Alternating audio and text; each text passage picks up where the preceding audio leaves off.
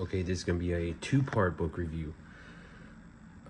This review is going to be on Japanese collector books, Bruce Lee Super Collection, Volume 1 and Volume 2. Volume 1 right here came out in 1997 in Japan. This was one of probably the first Bruce Lee memorabilia collector's book right here. Hong Kong Bruce Lee Club put one out in 1998, which was when Volume 2 came out. This is Super Collection 2 from 1998. So we're going to take you inside Volume 1. Okay, I'm back. So now we're going to go inside of this Volume 1 Super Collection, Bruce Lee Super Collection book from 1997 Japan. I really love these books. These books have tons and tons of collectibles from the 60s, 70s, 80s, and 90s. Some of the original Japanese posters here.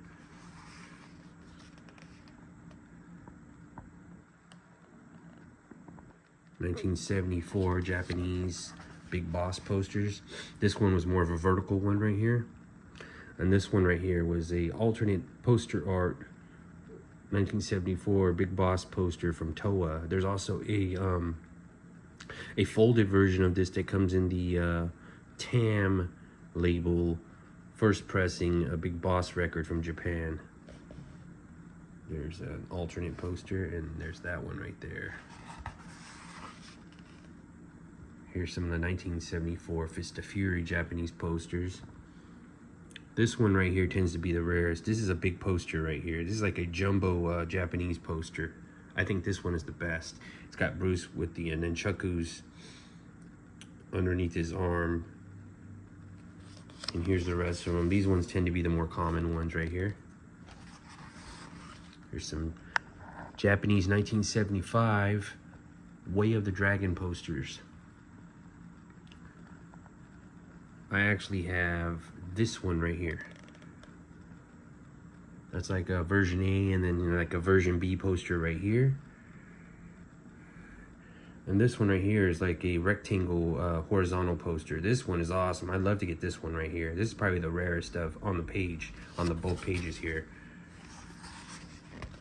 There's the Game of Death 1978 posters. There was one with Kareem and Bruce. It's like a big, tall, like over 6 foot vertical poster. I'd love to get that one, but that one's very rare. Actually, it's this one right here. That one is awesome. It's super tall. It might even be as tall as Kareem, just to show you how tall he is next to Bruce. I'm not sure if it's that tall though. And here's some Green Hornet movie posters from 1975. That movie came out in 1974 in the US, but in Japan came out in 1975. And here's some of the posters for that. And here's Tower of Death, 1981 Japanese posters, which was Game of Death 2.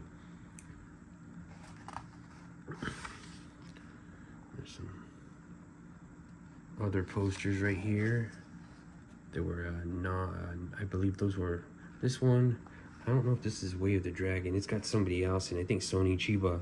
Yeah, I don't think that's that's one of the Japanese-made movies that they had put some Golden Harvest stars in there. And these are from 1983. Return of the Dragon. This is a double feature for Fist of Fury and The Big Boss. They did remakes on these in '83, gave them new soundtracks in Japan. It's like the revival, Bruce's 10th death anniversary. And there's some other 1983 posters right here, variant posters that went with that release. And then we got Marlowe Japanese posters. This is a big, tall, vertical one. That one's cool. It's too bad they didn't put Bruce Lee on the posters, though. It would have just made the posters more desirable. And there's some 1993 poster for the Dragon Bruce Lee story. There were some variant posters. Let's see. These are, I believe these ones are like later releases for Enter the Dragon.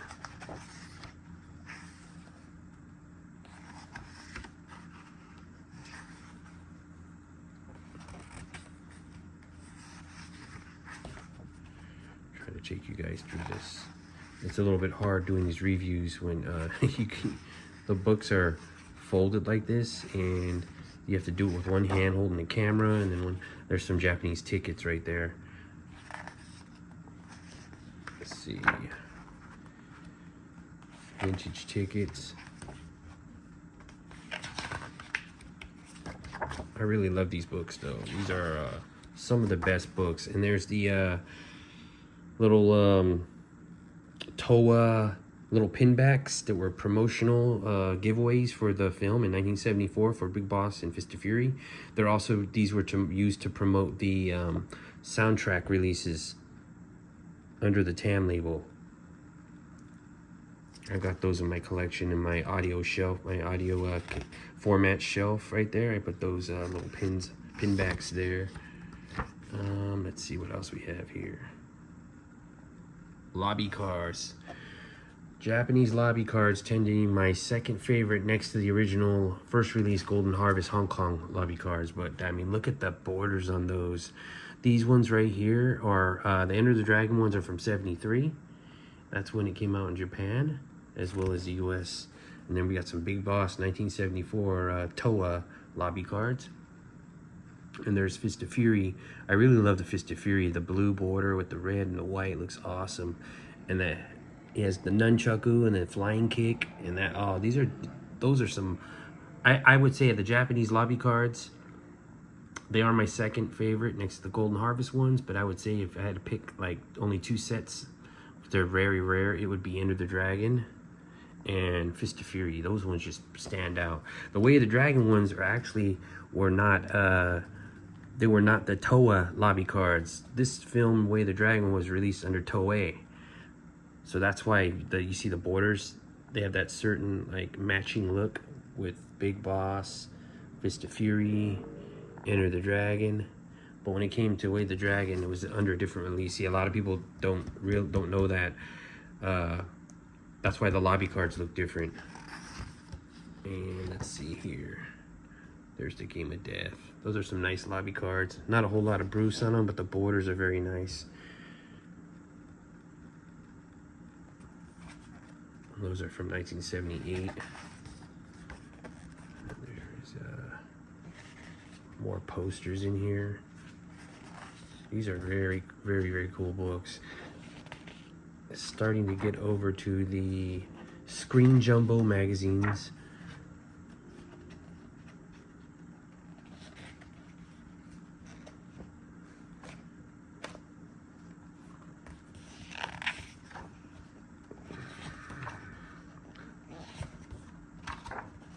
Some of those magazines were Young Idol now. And here we go with the records. These are cool. Cool they put all this in there. Most of the stuff on these two pages are the more common records. Get over here.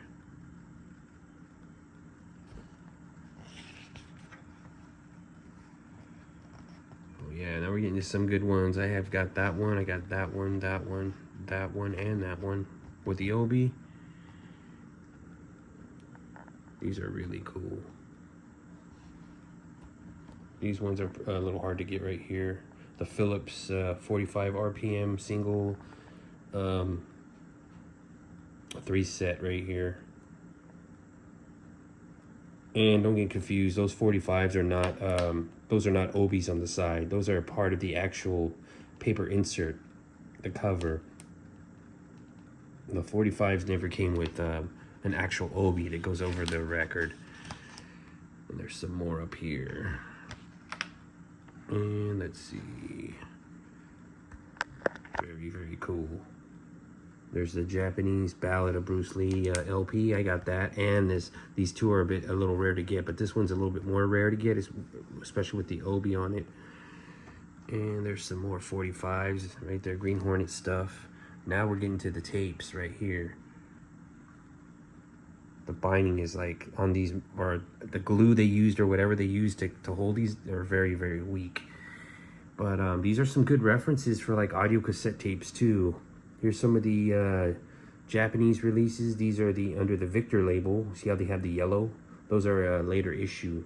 second issue, and then they had a third Victor. This is actually, there's a second issue soundtracks with the same artwork as the TAM label, but these are the first release under the Victor label. Victor did two releases of the soundtracks after the rights were given to Victor, and TAM only did one pressing of the soundtracks. So here's some more audio cassette tapes. Man, I love these tapes. I've got that one, that one, that one, that one, that one, and that one. I'm missing. I like to get that one. I need that one and that one too. These, I have one of these. It's yeah, the one I have is not in there. Oh, it's this one. These are cool too. And then some of the UK tapes right here. There's actually 6 UK tapes. And here's I believe that's the 8-track, Way the Dragon 8-track. I actually got the actual cassette tape from Japan, which is very, very rare to find. And then we got some more records here. That's my favorite Hong Kong cover jacket right there. I've said it before. Very cool.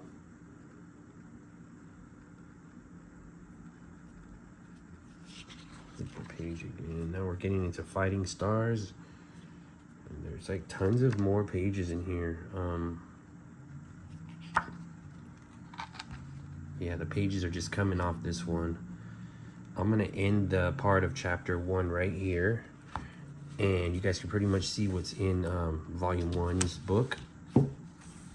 And then we're gonna go inside volume 2. Okay, I'm back. So we're gonna go into Bruce Lee Super Collection Volume 2. This is from 1998. This originally had an Obi on it. I got this for a pretty good price, around $30. I picked it up from a bookstore. So we'll go inside this volume right here. Shows some of the magazines in there. These are various collectibles from around the world, not just Japan.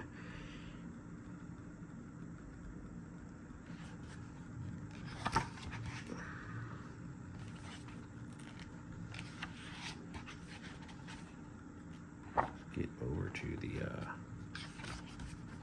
trying to get to the movie posters. Okay, so lobby cards right here. These are like some German lobby cards.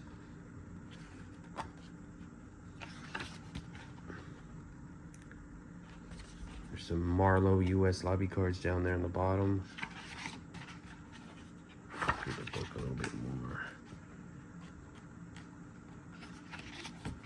It's hard doing this holding the camera one hand, and you got a book that wants to close on you and you're using one hand, another hand to there's J.R. Goodman, Green Hornet, Black Beauty. He owned the #1 Black Beauty he had restored.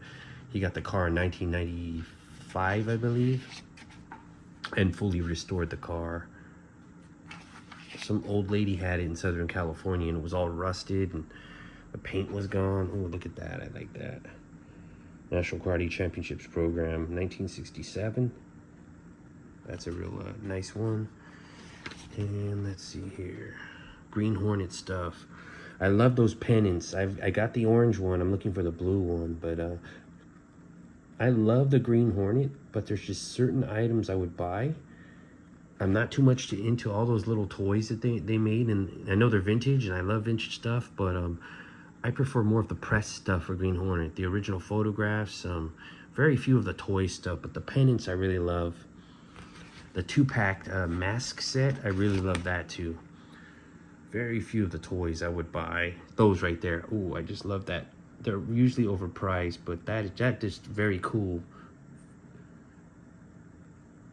You can keep it inside the package and just display it like that. You don't have to really have it laying around like a bunch of little toys like Corgi. I don't know. And it's rare too. It looks nice and it's rare. It's not just like a bunch of little like stuff laying around. It becomes mess and clutter. That's what I don't like. I like to keep everything, you know, stuff that looks nice, organized. There's some press photos right there.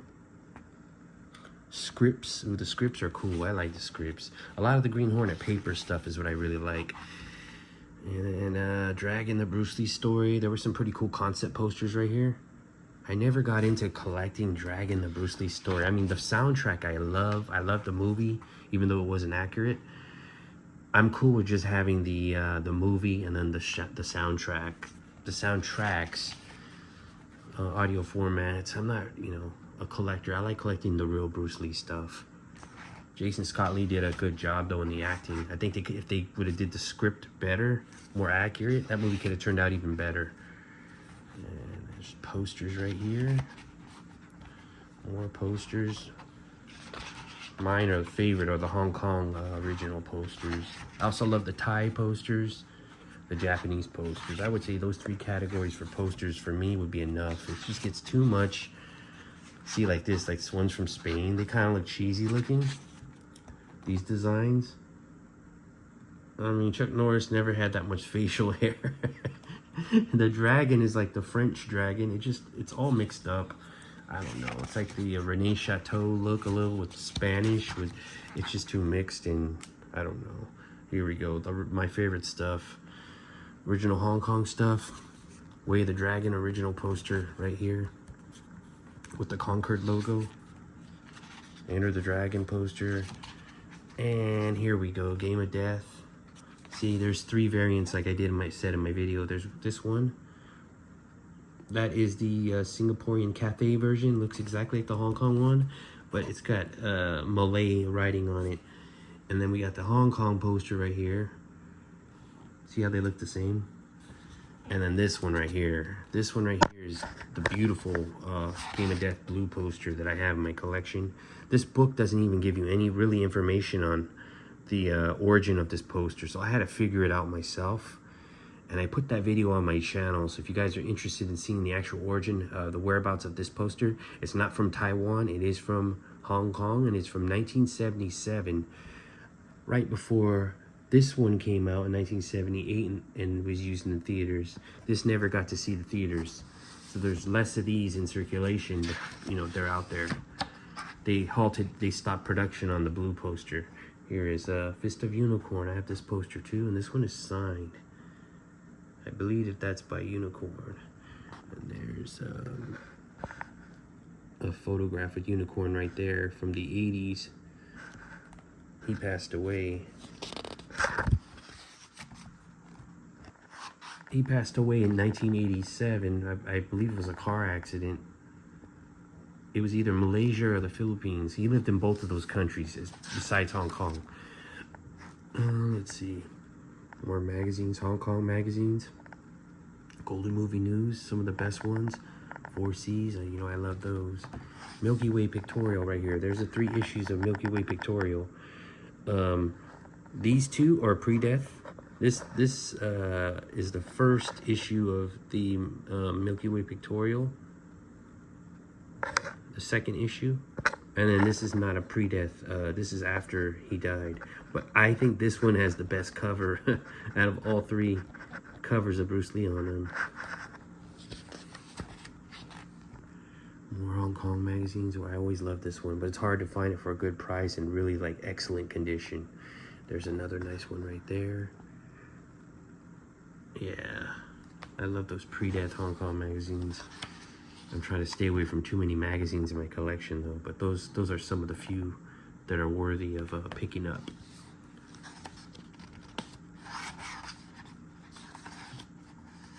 Just more collectibles.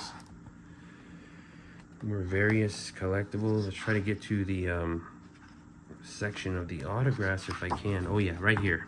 Boom, I love these parts of the book that shows the signed check receipts. See, just like mine, identical. I'm so honored to have gotten one of these credit card receipt slips Linda was putting out in 1995. See this one right here, this certificate with the yin yang symbol on there, the Jeet Kune Do. This is from 1993, Superior Galleries. This design, But for $19.95, when she was selling the checks and the credit card receipts, this was a little certificate you would get. I got one from $19.95, and there they are right there. These are pretty cool to have. It's like Bruce Lee autographs are so, I mean, there's a lot of them, but like I said before, they're either super overpriced or fake. So if you see one that's out there, be careful if the price is around $1,000. A lot of times those are fake. When you do find a real one, they're just like out of reach. They're just too expensive. So I'm very honored to own one of these style credit card slip receipts signed. And we'll go to the, let's see if there's one back here. There's just some other stuff.